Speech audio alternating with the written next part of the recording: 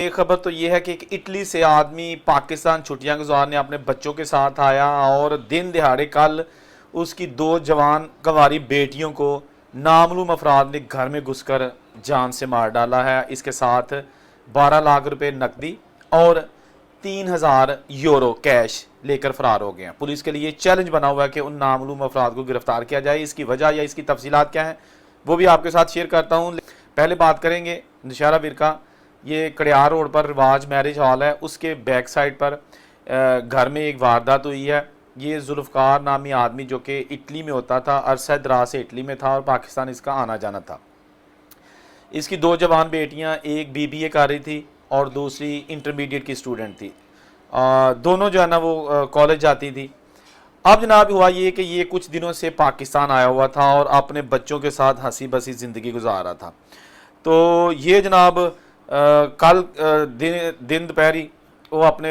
Bank دے پیسے کਢਾਣ گیا، پیسے کਢਾ کے لیا کے انہیں گھر رکھے۔ اس کے بعد گھر والوں نے کچھ اور سامان لینے کے لیے اس کو بھیجا، اور جب وہ گھر سے چلا گیا تو موٹر سائیکل پر نامعلوم افراد آئے، وہ ان کے گھر میں داخل ہوئے زبردستی، اور اس کے بعد انہوں نے جاتے ہی اس کی 2 بیٹیاں جو ہیں ان کو فائرنگ کر کے اس دنیا سے رخصت کر دیا۔ بہت افسوسناک واقعہ، جوان بیٹیاں، اور اس کے بعد پھر گھر سے لوٹ مار شروع کر دی۔ 12 لاکھ روپے نقدی تھا پاکستانی روپے اور 3000 یورو اس نے رکھے ہوئے تھے، وہ جناب لوٹ کے لے کے وہاں سے فرار ہو گئے۔ جو ابھی تک کی تفصیلات سامنے آئی ہیں وہ جناب یہ جو ذوالفقار علی صاحب ہیں، وہی جو میں نے بتایا کہ بینک سے پیسے نکلوا کے، تو چاہیے ہوتے ہیں نا گھروں میں ملنا ملانا ہوتا ہے۔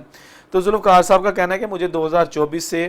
میرے بچوں کو بھی دھمکیاں مل رہی تھی اور مجھے بھی مل رہی تھی، تو میں آج کل پاکستان آیا ہوا تھا، تو پاکستان آتے ہی میں نے سوچا کہ کوئی گارڈ وغیرہ پرائیویٹ رکھ لوں کیونکہ میں تو افورڈ کر سکتا تھا۔ ایسا بھی کیا ہوتا، پھر جناب بعض میں نے ان کو فارغ کر دیا۔ یہ جو دونوں بیٹیاں ہیں یہ جناب کالج میں پڑھتی تھی۔ ذوالفقار علی کا کہنا ہے کہ میں خود تو نہیں پڑھ سکا،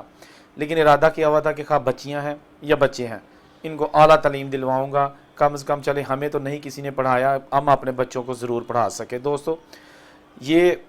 پولیس کو اس واقعے کی جب خبر ملی تو پورے ڈسٹرکٹ میں اس کی جناب ٹلیاں کھڑک گئیں، اور IG نے نوٹس لے لیا، وزیر اعلیٰ پنجاب نے نوٹس لے لیا،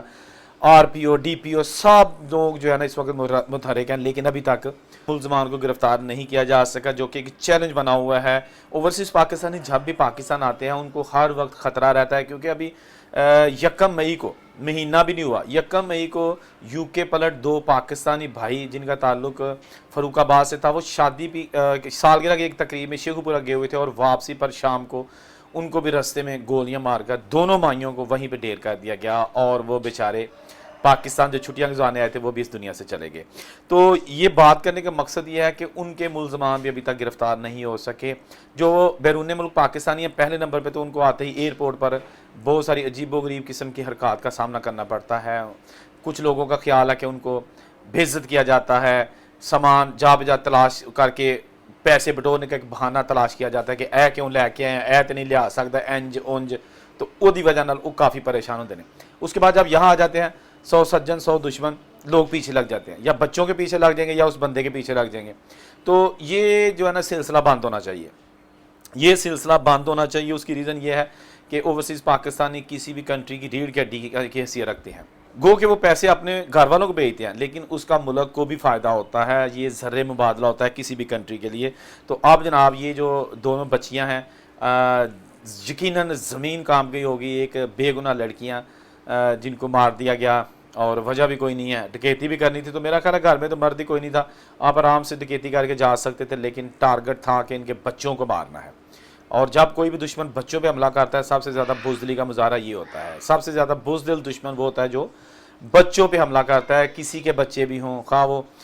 ملکی لیول پہ ہوں یا خواہ وہ ایسے ڈکیت جو گھروں میں گھستے ہیں اور خواتین کو یا تو زیادتی کا نشانہ بنائیں گے یا پھر